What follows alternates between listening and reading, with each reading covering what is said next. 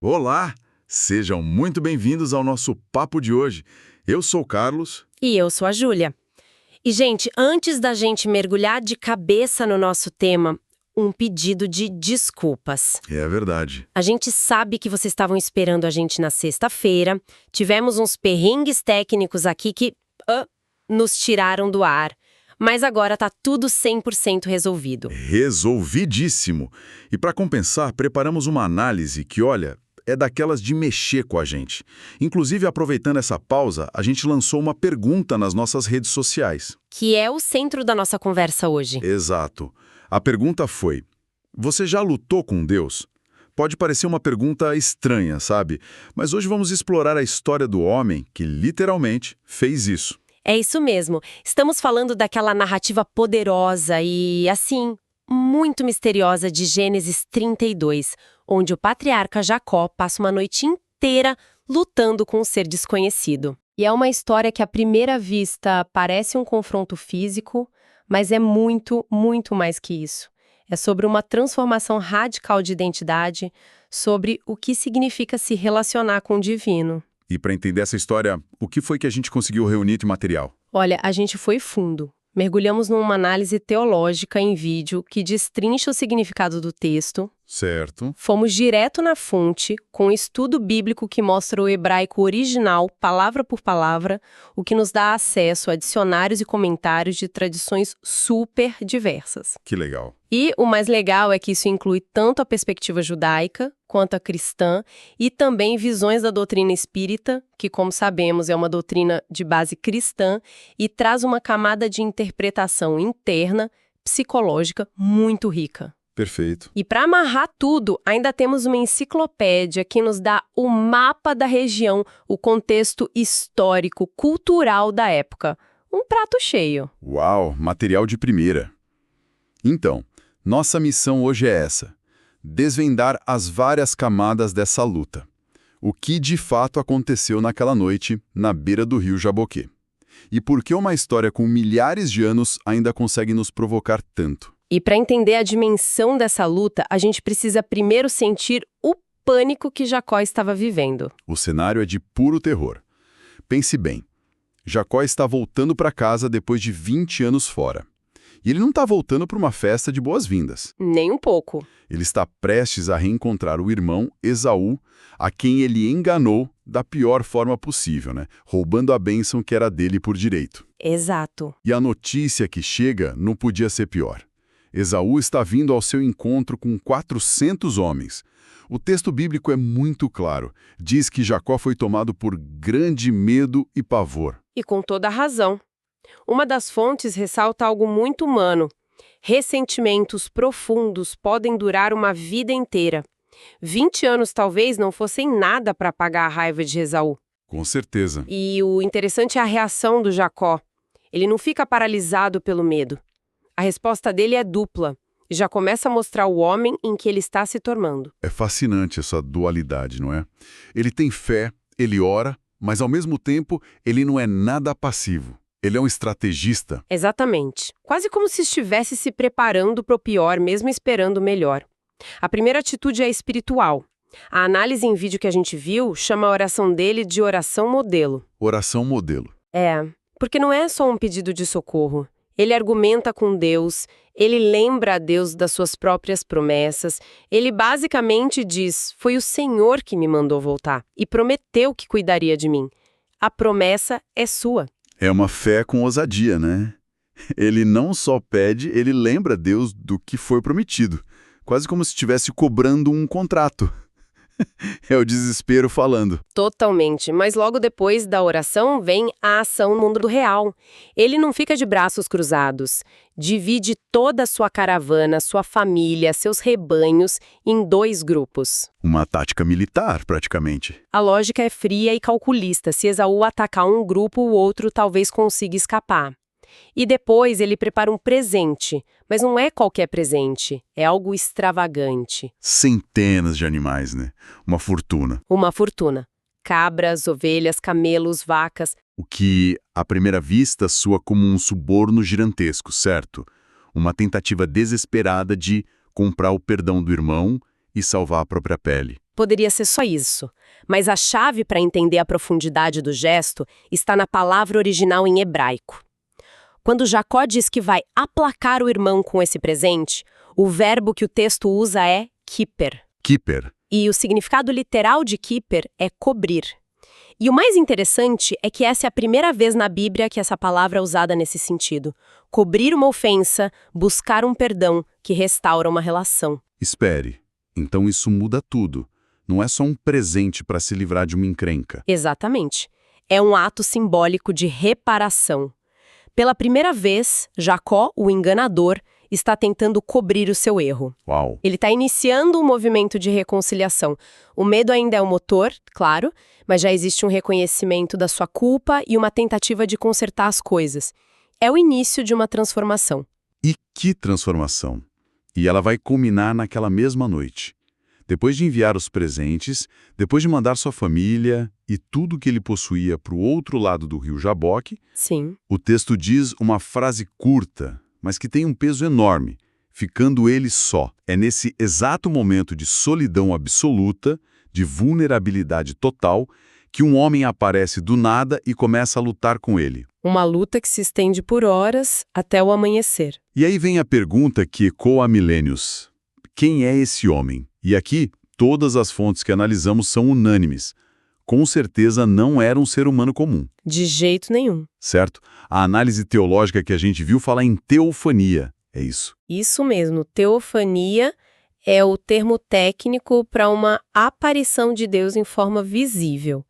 A interpretação mais forte, especialmente na tradição cristã, é que aquele homem era uma manifestação do próprio Filho de Deus antes mesmo de sua encarnação como Jesus. O anjo do Senhor? Exatamente. É o que em outras passagens do Antigo Testamento é chamado de o anjo do Senhor. Então, é Deus em pessoa ali na beira de um rio, no meio da noite, pronto para uma briga. A imagem é muito poderosa. É impactante. E o próprio texto vai revelando essa identidade aos poucos, como num suspense, sabe? Primeiro, no final da luta, o próprio ser misterioso diz a Jacó: você lutou com Deus e com os homens e prevaleceu. Ele mesmo diz. E depois o próprio Jacó, ao dar um nome àquele lugar, sela a interpretação. Ele chama o lugar de Peniel. Peniel. Que significa dúvidas, porque vi Deus face a face e a minha vida foi poupada. E aqui o contexto cultural é fundamental. Certo. A crença da época era que nenhum ser humano poderia ver a face de Deus e continuar vivo. Era algo fatal. Então, sobreviver a esse encontro era o maior sinal possível de graça e favor divino. Ele não teve dúvida nenhuma sobre com quem ele tinha passado a noite. Nenhuma. E a luta em si é cheia de paradoxos. Dura a noite toda, um impasse, e aí o ser misterioso, vendo que Jacó não larga, não desiste, simplesmente toca na articulação da coxa dele. Um toque. E a coxa deslocada. O que mostra um poder infinitamente superior. Mas o mais incrível é que, mesmo ferido, sentindo uma dor excruciante, Jacó se agarra ainda mais forte e diz a frase que ficou para a história: não te deixarei ir se não me abençoares. O que é fascinante aqui é o simbolismo por trás disso. Uma das análises descreve essa cena como a imagem perfeita da perseverança na oração. Orar por essa ótica não é um ato passivo de esperar. Não mesmo. É se agarrar a Deus, é insistir, é lutar pelas promessas divinas com tudo o que você tem, mesmo que você esteja ferido, quebrado, no seu limite. E é nesse ponto, no auge da dor e da persistência, que a grande virada acontece. O ser divino não dá a bênção logo de cara. Primeiro ele faz uma pergunta que parece simples, mas é a chave de tudo. Qual é o teu nome? E essa pergunta é uma bomba. Porque como os dicionários do hebraico nas fontes nos mostram, o nome Jacó não era só um nome. Significava suplantador, usurpador, aquele que passa a perna, enganador. O nome dele era literalmente a história da vida dele. Então não é só uma pergunta de identificação. É um confesse quem você é. Diga em voz alta: eu sou Jacó, eu sou o enganador.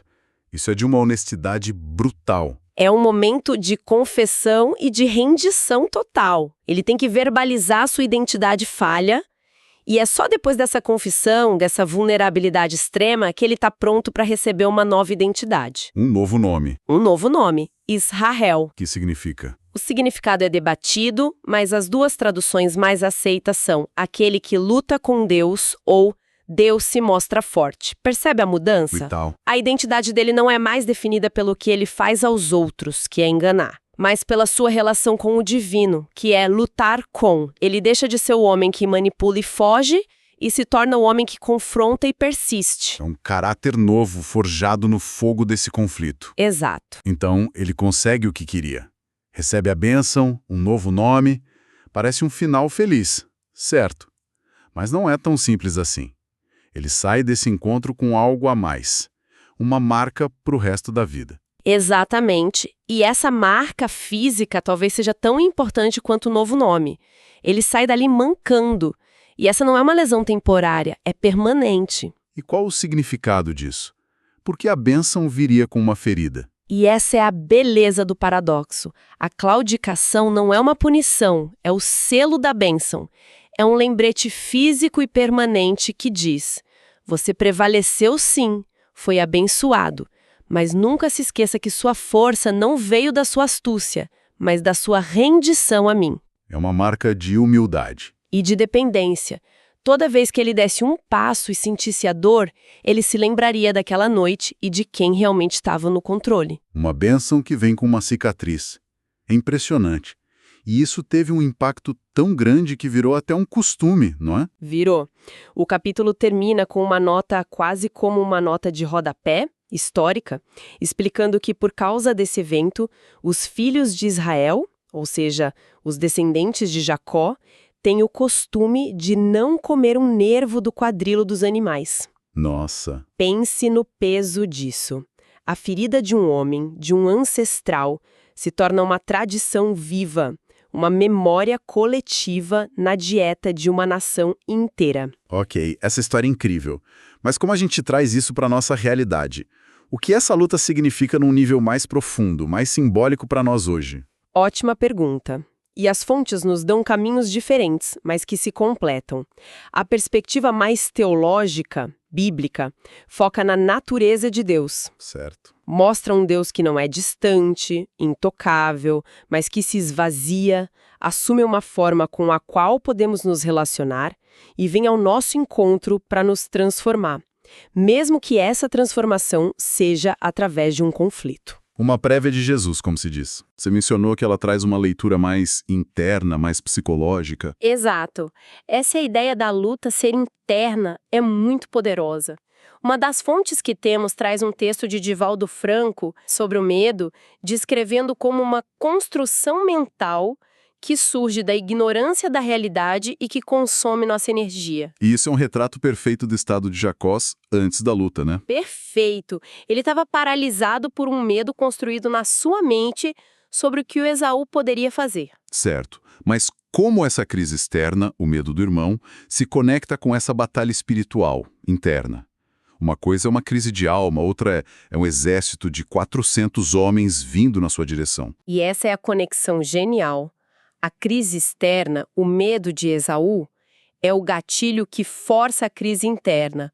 Outra fonte de inspiração espírita que analisamos fala sobre a ideia de que todo homem é um Deus, no sentido de que todos nós carregamos uma centelha divina, um eu superior. Ok. Nessa leitura, a luta de Jacó é a batalha do seu eu humano, o ego, com todos os seus medos, culpas e enganos, o Jacó, contra o seu eu superior, sua essência divina, representada ali por Deus. Espera aí. Então você está dizendo que a luta com Deus pode ser lida como uma batalha do Jacó enganador contra a sua própria centelha divina? É o ego dele brigando com a sua alma? Precisamente. Isso muda completamente a perspectiva. Não é uma luta para derrotar o divino, mas para se render a ele. O ego precisa ser ferido, deslocado do seu lugar de controle, para que a identidade superior espiritual Israel possa emergir. É uma batalha pela integração, para alcançar um novo nível de consciência. A bênção é essa integração. É um processo de iluminação da alma que foi forçado por uma crise no mundo real. Recapitulando, então. A jornada de Jacó naquela noite é completa. Ele entra como um fugitivo amedrontado, definido pelo seu passado de engano.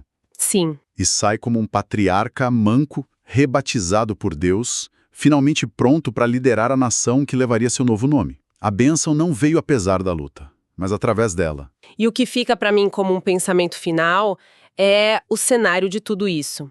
O encontro mais transformador da vida de Jacó não aconteceu num templo, num altar, num momento de paz. Não. Mais escura da sua vida, sozinho, apavorado e no meio de um conflito brutal. Então, o que isso nos diz? Levanta uma questão provocadora. Será que os momentos de maior luta, de maior vulnerabilidade em nossas vidas, não são, na verdade, os locais designados para o nosso próprio Peniel? Uau! Aqueles lugares onde somos forçados a confrontar quem realmente somos, a confessar o nosso nome e a nos agarrar a algo maior, para talvez sairmos mancando, sim, mas com uma nova identidade e uma bênção que não poderíamos receber de nenhuma outra forma. Uma reflexão muito poderosa. E para quem nos ouve, a pergunta que fizemos nas redes sociais continua valendo. Você já teve o seu jaboque? Aquele encontro na intimidade, aquela luta que te transformou? Conta pra gente nos comentários, a gente vai adorar ler. Com certeza. E com isso, encerramos nossa análise de hoje. Muito obrigado pela companhia. Até a próxima, pessoal!